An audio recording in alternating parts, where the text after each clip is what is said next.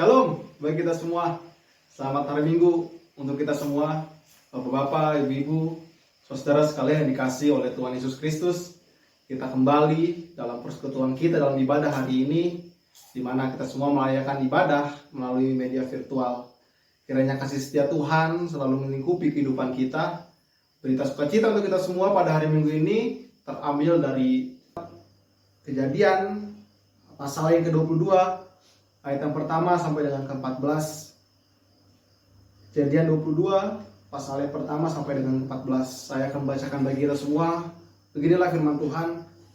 Kepercayaan Abraham diuji. Setelah semuanya itu Allah mencoba Abraham. Ia berfirman kepadanya, Abraham. Lalu sautnya, ya Tuhan. Firman-Nya, ambillah anakmu yang tunggal itu yang kau kasihi, yakni Ishak. Pergilah ke tanah Moria dan persembahkanlah dia di sana sebagai korban bakaran pada salah satu gunung yang akan kukatakan kepadamu. Keesokan harinya, pagi-pagi bangunlah Abraham. Ia memasang pelana keledainya dan memanggil dua orang bujangnya beserta Ishak anaknya. Ia membelah juga kayu untuk korban bakaran itu. Lalu berangkatlah ia dan pergi ke tempat yang dikatakan Allah kepadanya. Ketika pada hari ketiga Abraham melayangkan pandangannya, kelihatanlah kepadanya tempat itu dari jauh. Kata Abraham kepada kedua bujangnya itu, tinggallah kamu di sini dengan keledai ini. Aku beserta anak ini akan pergi ke sana. Kami akan sembahyang. Sesudah itu kami kembali kepadamu. Lalu Abraham mengambil kayu untuk korban bakaran itu dan menyikulnya ke atas bahu Ishak anaknya. Sedang di tangannya dibawanya api dan pisau. Demikianlah keduanya berjalan bersama-sama. Lalu berkatalah Ishak kepada Abraham ayahnya, Bapa, sahabat Abraham, ya anakku. Bertanyalah ia, di sini sudah ada api dan kayu, tetapi di manakah anak domba untuk korban bakaran itu? Sahabat Abraham, Allah yang akan menyediakan anak domba untuk korban bakaran baginya, anakku. Demikianlah keduanya berjalan bersama-sama. Sampailah mereka ke tempat yang dikatakan Allah kepadanya. Lalu Abraham mendirikan mezbah di situ. Disusunlahnya kayu, diikatkannya Ishak anaknya itu, dan diletakkannya mezbah itu di atas kayu api. Sesudah itu Abraham mengulurkan tangannya lalu mengambil pisau untuk menyembelih anaknya. Tetapi berserulah malaikat Tuhan dari langit kepadanya, Abraham, Abraham. Sautnya, ya Tuhan. Lalu ia berfirman, jangan bunuh anak itu dan jangan kau apa-apakan dia. Sebab telah kuketahui sekarang bahwa engkau takut akan Tuhan dan engkau tidak segan-segan untuk menyerahkan anakmu yang tunggal kepadaku. Lalu Abraham menoleh dan melihat seekor domba jantan di belakangnya yang tanduknya tersangkut dalam belukar. Abraham mengambil domba itu lalu mengorbankannya sebagai korban bakaran pengganti anaknya. Dan Abraham menamai tempat itu Tuhan menyediakan. Sebab itu sampai sekarang dikatakan orang, di atas gunung Tuhan akan disediakan. Demikianlah firman Tuhan. Saudara sekalian dikasih oleh Tuhan Yesus Kristus, kita ketahui kondisi saat ini, di mana dari akhir tahun 2019 kita diperhadapkan oleh situasi kegentingan dan juga kegelisahan. Situasi yang sampai saat ini belum menemukan titik terang dan juga menghasilkan sebuah pola kehidupan baru yang kita lakukan pada saat ini. Kita tahu pandemi virus corona pada saat ini yang selalu mengalami peningkatan secara signifikan, yang mengakibatkan kita harus mengikuti pola kehidupan baru yang diterapkan oleh pemerintah. Tentu kehidupan baru ini meliputi seperti jaga jarak, menggunakan masker, dan cuci tangan yang harus kita lakukan di setiap saat dan setiap kondisi. Kita tahu juga bahwa virus corona ini berdampak pada sektor pendidikan, yang mana kita tahu pembelajaran saat ini dilakukan melalui media virtual atau daring, yang mana mengakibatkan beberapa dampak, dimulai dari mata para siswa yang terus menghadap layar gadget maupun layar laptopnya sehingga mengakibatkan perusakan mata. Selain itu juga kita diperhadapkan oleh situasi di mana kita mengurangi atau bahkan tidak ada interaksi sama kita. Artinya interaksi teman itu tidak ada saat kita melakukan sekolah melalui daring. Selain itu juga masih banyak lain dampak-dampak yang diakibatkan oleh corona ini.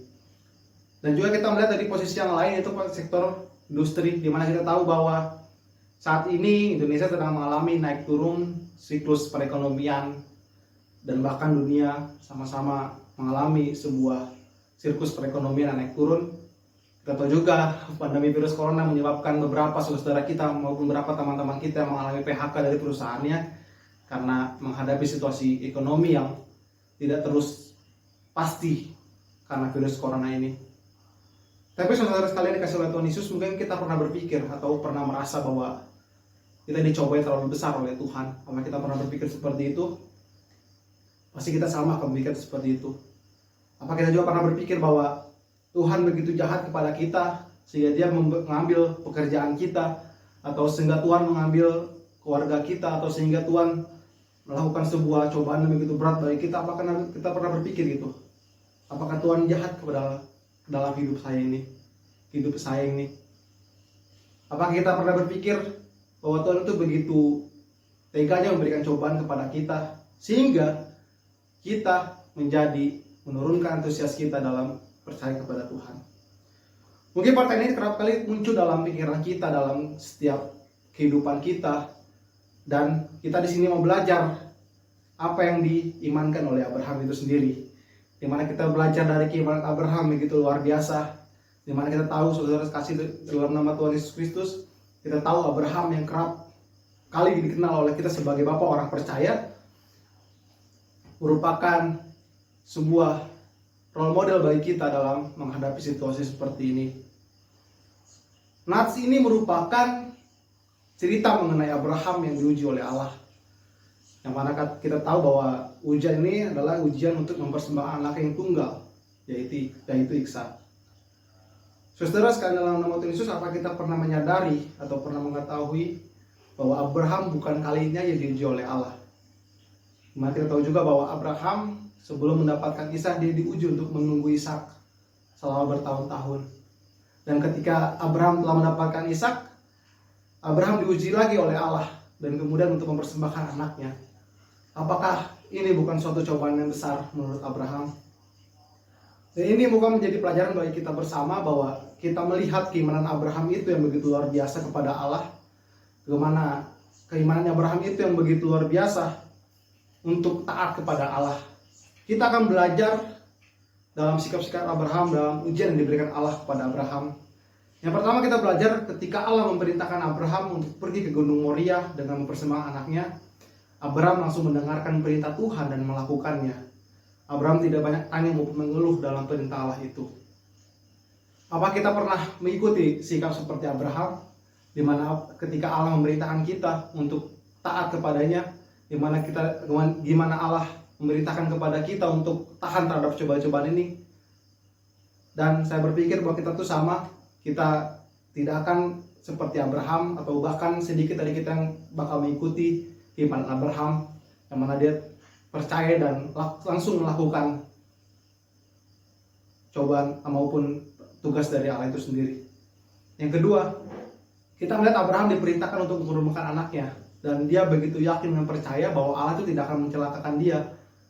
Bahkan hasil kurbanan ini merupakan hasil tangan pekerjaan Tuhan itu sendiri di tengah-tengah kehidupan Abraham. Kita bisa mengambil poin plus yang diberikan Abraham kepada kita, bahwa Abraham masih dapat tidur ketika Allah memerintahkan untuk mengorbankan anaknya. Dimana kita melihat sebuah ketulusan hati Abraham, dimana kita melihat sebuah keyakinan hati Abraham, dimana ketika dia mencobai atau ketika dia mengorbankan anaknya, bahwa dia tahu bahwa Allah yaitu yang melingkupi segala pekerjaannya itu. Kedua hal ini kita melihat ketaatan Abraham kepada Allah yang luar biasa. Selain itu, Abraham yang percaya dan taat dalam mengikuti Allah akan memperoleh berkat daripada Allah. Kesempurnaan keimanan Allah, di mana Allah menguji Abraham untuk melihat ketaatannya walaupun sering diberikan cobaan, tapi Abraham tetap percaya. Apakah kita mengikuti seperti Abraham? Ketika dia dicobai seperti kondisi saat ini, apakah kita masih taat dan percaya kepada Allah? Mari kita berkaca dalam kisah Abraham yang kita lihat tadi, di mana COVID-19 masih terus berlanjut sampai saat ini, bahkan mungkin berbulan-bulan ke depan. Apakah kita masih tetap percaya kepada Allah? Apakah kita masih tetap percaya atau taat untuk mempercayai Allah itu sendiri? Saya rasa kita harus mengikuti jejak Abraham itu sendiri, di mana begitu yakin dan percaya kepada Allah walaupun cobaan begitu berat ditimpa oleh Abraham, dia tetap percaya kepada Allah. Saudara yang kasih oleh Tuhan Yesus Kristus, saya ingin sedikit bercerita mengenai sebuah ilustri yang sangat menarik menurut saya. Pada suatu hari ketika saya mengikuti sebuah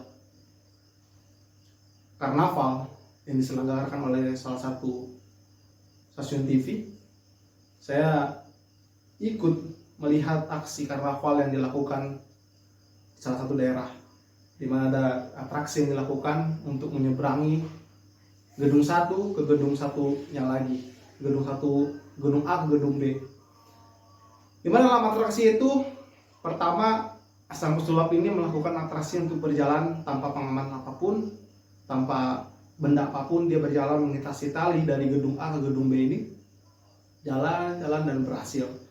Ketika pesulap ini berhasil, penonton bersorak-sorai, bergembira, artinya aksi itu berjalan dengan baik. Kemudian pesulap ini belum puas dan dia melakukan percobaan yang lebih ekstrim lagi, di mana dia menggunakan sepeda roda satu untuk menyeberangi tali, seutas tali itu dari gedung A ke gedung B. Ketika ketegangan terjadi, kita lihat bahwa pesulap itu melakukan aksinya terus dan sampai ke gedung B itu. Dan setelah itu penonton bersorak-sorai, artinya mengalami kegembiraan bahwa atraksi itu berjalan dengan baik. Di akhir atraksi, pesulap ini meminta salah satu penonton untuk ikut dalam atraksi tersebut. Dimana ketika pesulap ini menanyakan siapa yang ingin mengikuti atraksi ini, tapi penonton tidak ada yang mau. Tiba-tiba suasana hening, tidak ada yang mau dan tidak ada yang bersuara. Tapi entah beberapa menit ada seorang anak kecil yang begitu berani dan yakin bahwa dia mau ikut atraksi itu. Saya yang mau ikut, bilang anak kecil ini. Jadilah anak kecil ini ikut bersama atraksi pesulap ini, di mana pesulap ini menggunakan sepeda dan kemudian anak kecil itu digendongnya di belakang bahunya ini. Semua penonton tegang, kru tegang, semua tegang. Akhirnya dilakukanlah atraksi itu dan berhasil. Saudara kasih dalam nama Tuhan Yesus, kita melihat bahwa atraksi ini begitu menegangkan gitu ya. Bahkan atraksi ini sebagai cobaan. Tetapi ketika atraksi selesai, kita melihat atau ada wartawan menanyakan kepada anak kecil itu, kenapa kamu begitu berani dan yakin kamu ikut atraksi yang diberikan pesulap ini? Sang anak hanya menjawab dengan luwesnya dan hanya dengan kepolosannya bahwa dia itu bapak saya. Saudara kasih dalam nama Yesus, apakah yang bisa kita ambil dari ilustrasi ini? Kita melihat bahwa cobaan begitu besar merintang kita, bahwa cobaan begitu besar selalu ada di dalam kehidupan kita. Tapi kita dengan yakin dan percaya bahwa Allah itu tidak akan menyalahkan kita akan terus percaya kepada Allah. Sama seperti situasi kita pada saat ini, di mana kita tahu bahwa situasi COVID-19 ini begitu menegangkan atau begitu menggelisahkan bagi kita semua. Tapi ketika kita yakin dan percaya bahwa Allah tidak akan meninggalkan kita akan tetap percaya bahwa Allah selalu melindungi kita. Sama seperti sebuah lagu yang dalam Kidung Jemaat 375. Mari kita buka bersama dan mari kita nyanyikan bersama dan renungkan dalam hati kita masing-masing. 375 Kidung Jemaat.